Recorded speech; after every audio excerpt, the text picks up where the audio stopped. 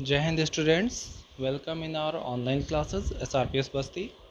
Today we will start the activities of chapter 2 is matter around us pure. Okay, so activity 2.1, first activity of your NCERT book. Let us divide the class into groups A, B, C and D. Group A takes a beaker containing 50 ml of water. Okay, beaker आपको पता होगा ये ऐसा होता है, इसकी वजह से बेक जैसा होता है, चोंच जैसा, इसलिए इसको बीकर बोलते हैं. 50 ml of water and one spatula full of copper sulphate powder. Copper sulphate powder blue colour का होता है. ये जो ब्लू दिख रहा है आपको यहाँ, इससे थोड़ा डार्क ये वाला ब्लू. ओके, ये जो कलर दिख रहा है, ये प्लस साइन बना हुआ जो. ओके, इस स्पैचुला का मतलब होता है ये एक ऐसी चीज़ होती है जो इधर स्पून जैसा बना होता है और इधर फ्लैट होता है ऐसा. ओके, जिससे हम किसी चीज़ को क्रश कर सकते हैं या मिक्स कर सकते हैं. ये स्पून जैसा एक साइड में होता है और एक साइड में फ्लैट होता है. ओके, इसे स्पैचुला बोलते हैं.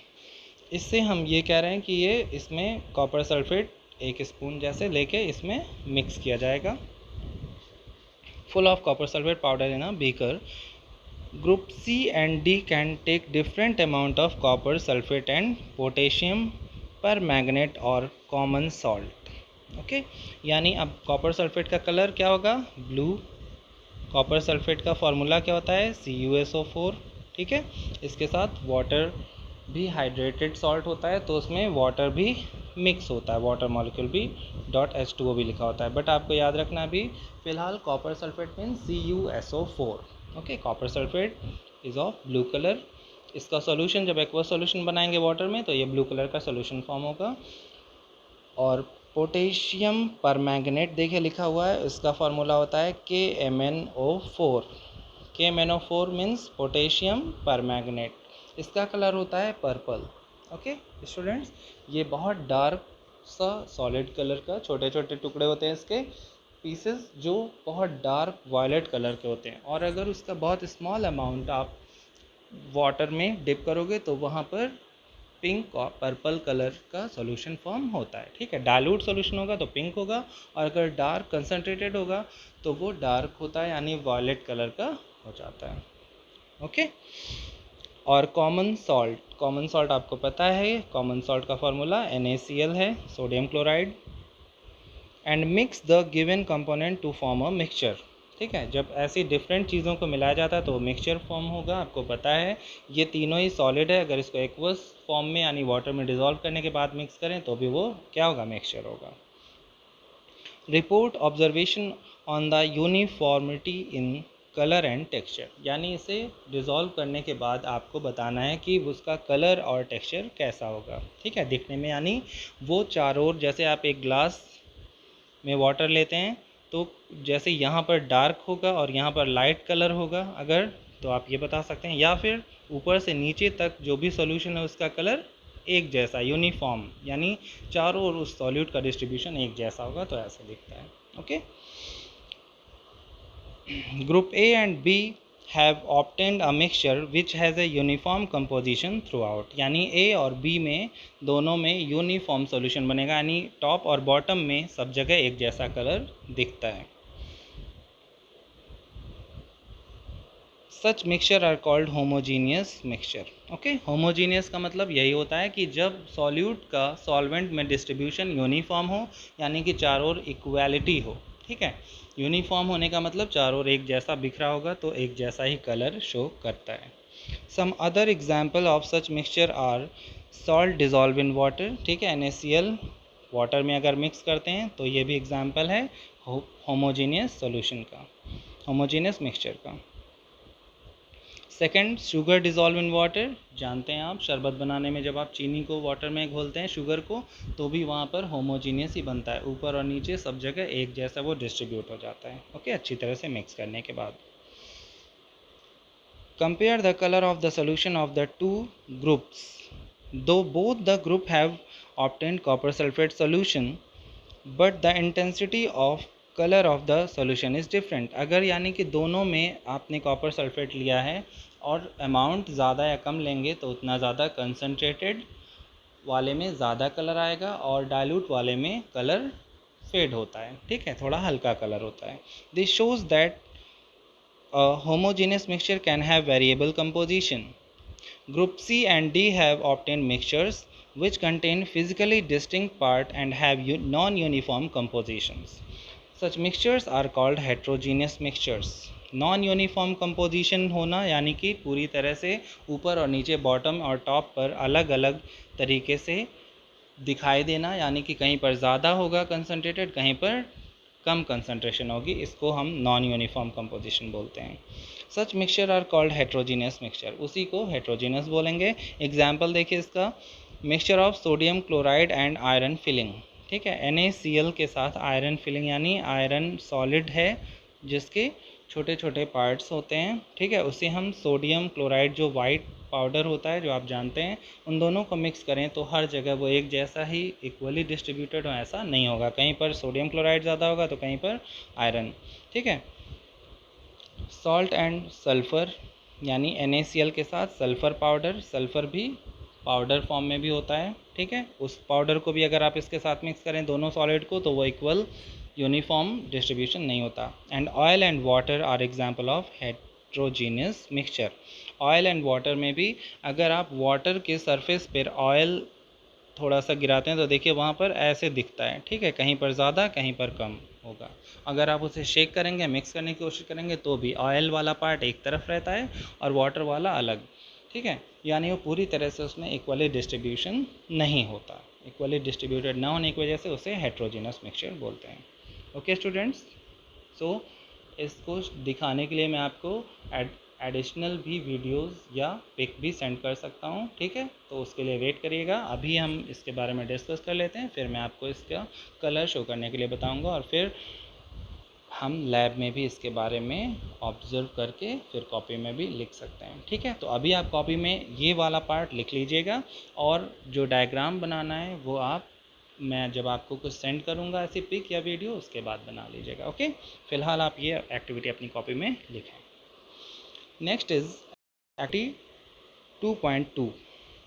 Let us again divide the class into 4 groups A, B, C and D. Distribute the following sample to each group. Few crystal of copper sulfate to group A. ठीक है, फिर से copper sulphate यानी blue colour का salt होता है ये।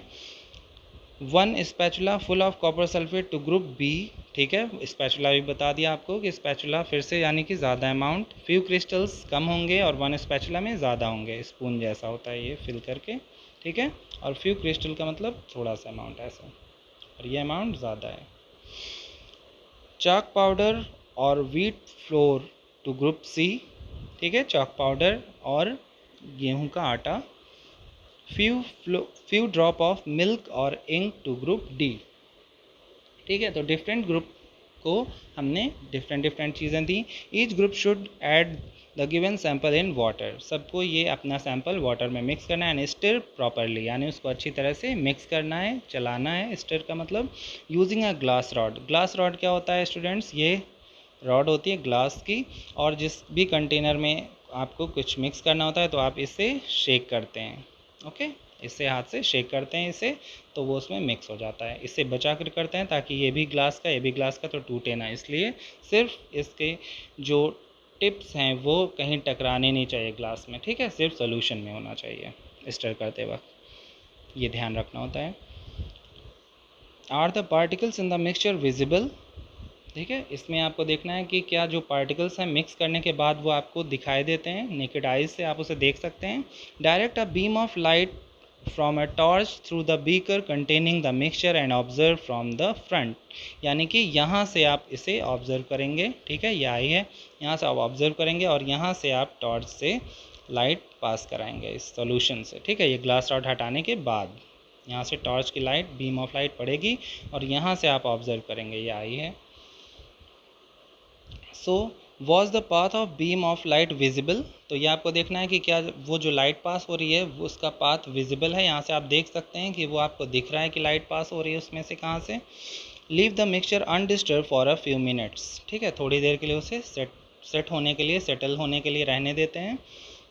Leave the mixture undisturb for few minutes and set up the filtration apparatus in the mean time, is the mixture stable और do the particle begin to settle after some time, यानी कि उसके जो solute particle हैं वो चारों ओर पहले बिखरे होंगे और फिर कुछ टाइम के बाद अगर वो नीचे सेटल हो जाते हैं तो फिर वो इफ़ेक्ट नहीं मिलेगा आपको। ओके, इस after some time filter the mixture, is there any residue on the filter paper. अब देखिए स्टूडेंट्स, ये है फिल्टर पेपर, इसे आपने एक फ़ोल्ड किया, ऐसा हो जाएगा। फिर इस फोल्ड को आप कोन की तरह से बना लेंगे, ठीक है। इसी हाफ पेपर को आप जब टर्न करके ऐसे हाथ से कोन बना लेते हैं, ठीक है। अब इस कोन को बनाने के बाद ये होता है फनल। फनल ऐसा होता है, ठीक है। फनल कीप आप जानते होंगे, और उसमें कीप में ऐसा फिल्टर पेपर जो ये बना हुआ है इसको फिट कर देते हैं, ठीक है। यहाँ पर फिट हो जाएगा और फिर यहाँ ग्लास रॉड के थ्रू उस सॉल्यूशन को पास कराते हैं। यहाँ लिखा हुआ है liquid decanted the funnel fitted with a filter paper, यानी उस फिल्टर पेपर के अंदर वो सॉल्यूशन पास किया जाएगा, ठीक है। और नीचे क्या है, टेस्ट ट्यूब, यानी कि जो ड्रॉप यहाँ से आएंगी वो होता है फिल्ट्रेट। फिल्टर होने के बाद जो सॉल्यूशन नीचे कलेक्ट किया जाता है उसे फिल्ट्रेट बोलते हैं। और ये टेस्ट ट्यूब है ग्लास के, ओके, ग्लास की टेस्ट ट्यूब ऐसे होती है, इसमें फिल्ट्रेट कलेक्ट हो जाता है। तो ये जब आप इसे कलेक्ट कर लेंगे उसके बाद क्या करना है, is there any residue on the filter paper, यानी कि यहाँ पर जो फिल्टर होने के बाद कुछ रेजिड्यू बचेगा, यानी कि सॉलिड का कुछ पार्ट अगर वहाँ पर बचता है तो उससे रेजिड्यू कहते हैं, यानी फ़िल्टर करने के बाद जो फिल्टर होके वहाँ पर सॉलिड मटेरियल कुछ रहेगा उसे रेजिड्यू बोलते हैं। Discuss the result and form an opinion. Group A and B have got a solution. Group C has got a suspension. Group D has got a colloidal solution.